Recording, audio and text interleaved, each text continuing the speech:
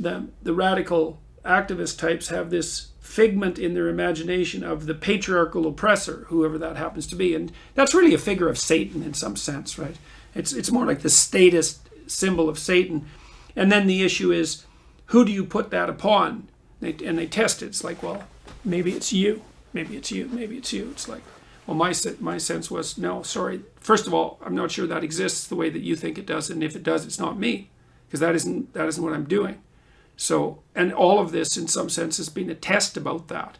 And I think that culminated in this interview with Cathy Newman, where she really, well, it was a kind of a miracle of interviews in some sense, because what the person she was interacting with bore so little resemblance to me that it was painfully obvious to the people that were watching the interview.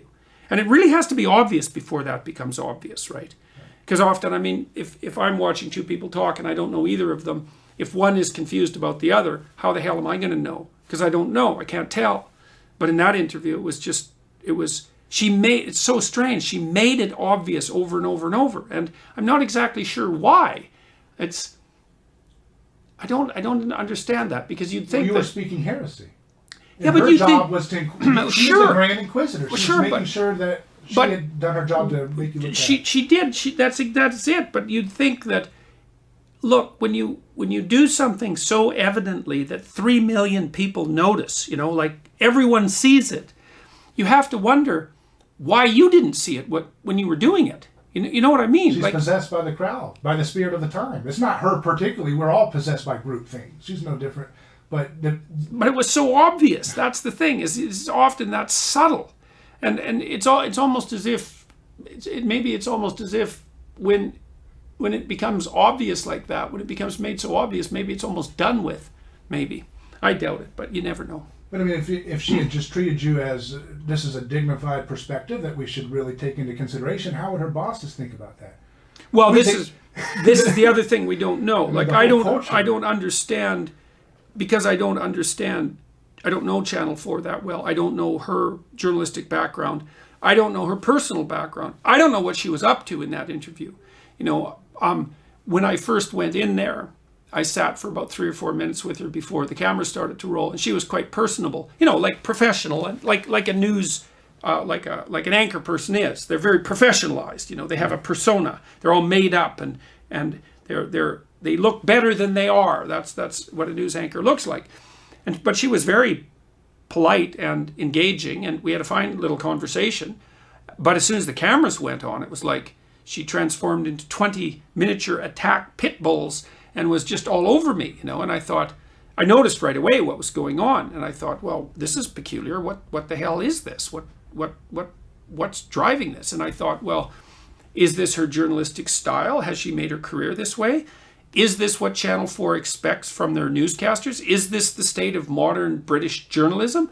Is she just playing devil's advocate, which you have to be careful about because you can turn into the devil himself? Was she trying to score points on me? Was it a primate dominance game, which I write about in 12 Rules for Life in chapter 9, which is called Assume that the person that you're listening to knows something you don't. And one of the kind of conversations I describe in there is the primate dominance hierarchy conversation. And then afterwards, when all this emerged, I thought, okay, how is she responding to this? It's like about 100,000 people have commented on the YouTube video. And almost all the comments are seriously negative. It's like, do you write that all off as trolls? Or do you... Because I know what would happen if I did an interview and 3 million people watched it and 100,000 people told me that what I did was inexcusable. I don't know if I'd ever recover from that. Like, I would take that to heart, man. It would do me in.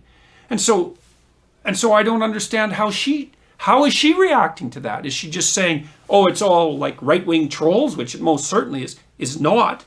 Well, she becomes kind of a martyr figure, right? Well, that was really interesting too, because the interview completed. I was very busy. I went off to the next interview, but I thought, oh, well, shook my head. That was interesting. I thought they'd edit it down and just not give the accurate representation of what happened. But they didn't, which is also something really interesting. They put the whole thing online. It's like, I was shocked at that.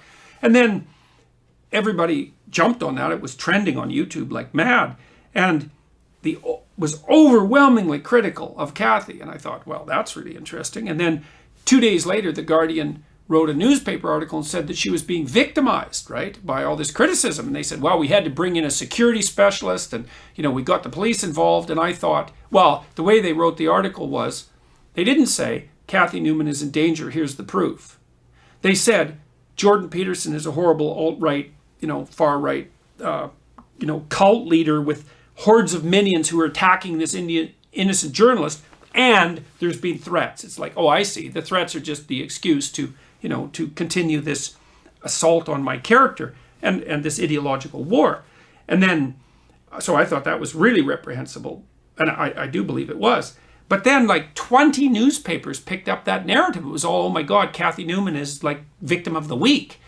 And that really shocked me because that was such an inversion of the reality. And so I was really upset about that. I guess it was yesterday morning, the day before, how that had been twisted.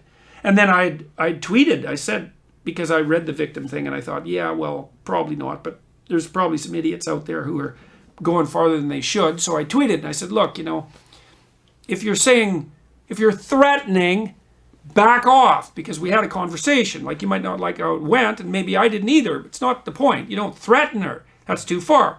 So back off. But there was a little part in the back of my mind that said, well, maybe you shouldn't have said that because there was no credible evidence of threats. And then what happened was all these newspapers that were spinning it to making her into the victim. And it was like 15 UK newspapers did that, and probably 5 Canadian newspapers. It was shocking.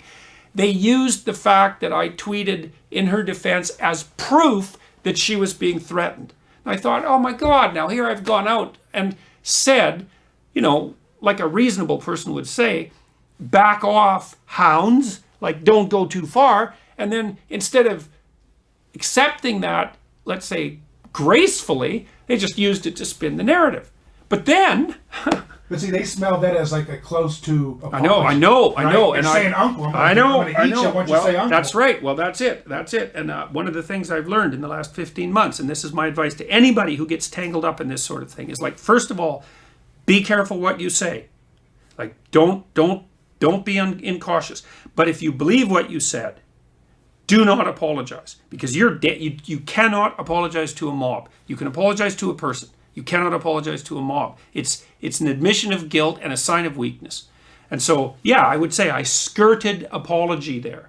And now I'm not sure it was a mistake, because people also responded positively to the fact that I said, like, leave her alone, But it was misused, which I found, and that's really something, eh? When the situation is set up so that a genuinely positive impulse and a genuinely positive act is punished, then you know that pathological things are happening. But then things flipped around again, and a whole bunch of people wrote a counter narrative saying, look, that it's reprehensible that Cathy Newman is being portrayed as a victim. That happened in The Atlantic yesterday. He wrote a big article about that, and that was number one on their site. And now today the Times in London wrote an article. Changing. Well, yeah, it's so. I mean, I think that. Yeah, because the leftist narrative, the victim narrative, was all the people who are responding badly to Cathy are right-wing trolls who are vicious and misogynistic and who don't realize that the poor woman was just doing her job. And there's so many elements of untruth in that. It's like, they're not all alt-right trolls. There's way too many of them, and most of the comments, although critical, are reasonable. She wasn't a victim who was just, first of all, she's not a victim. She's a high-paid news broadcaster, and she has plenty of power. She's no damn victim. It's not obvious that she's, what would you call it, an oppressed female victim of the patriarchy, or like a major player in the patriarchy. I would put her in the latter category. So, and anyways, that was the narrative, but online, that didn't fly at all, right? People were just saying, well, they were saying what I thought was obvious, is like my sense when I watched the video, and I felt this when I was in the studio, and I think this is part of my clinical expertise kicking in. I thought, she didn't say a damn thing in that entire interview that she actually believed to be true, except when she was rendered speechless for a second or two. And then one of my friends, because I said, she backtracked, and I said, ha, gotcha. And it was a satirical comment. Like, I wasn't trying to, ram the knife home. I was trying to play it light a bit, and to say something funny. One of my friends, who's a very wise person, said, you could have, instead of doing that, you could have taken that opportunity to say, okay, look now, we finally agreed on something. You know what I mean. That's why you were taken aback. You actually understand what I mean. Now we could have a real conversation. But hindsight's 2020. well, that would have been a different way of playing it. We were almost out of time at that point in the interview anyways. But I have wondered if, there's nothing wrong with humor. It's really, really useful. But maybe it would have been a better time to have offered a hand, And then I contacted her through some channels and said, look, here's how this should end. It shouldn't end with me winning, because I don't regard this as a victory, because the conversation didn't go well, and that would have been a victory, right? And this isn't me against you and I win and you lose, because I'm not interested in that. I don't think that's the right outcome. I said, what should happen now is that we had this, let's get together and have a real conversation, like see if we can get past the invective and ideological idiocy and devil's advocacy and primate dominance hierarchy maneuvering and all of that, and have a conversation. And she wrote back and she said, well, I need to think about it for a few days, but I don't understand what all the fuss is about. I thought the interview went very well. And I thought, it just sort of left me speechless. It's like, fair enough, you want to take a break from this. I understand that. It's got to be fairly intense. Although I also don't know, is she happy about it? Is Channel 4 happy about the fact that 3 million people have watched it in 3 days? It's a hit. If you're running a tabloid, you want views. It was good business. They got the views, and maybe only 40% of them thinks that way or something. But I have no idea what the underground motives are.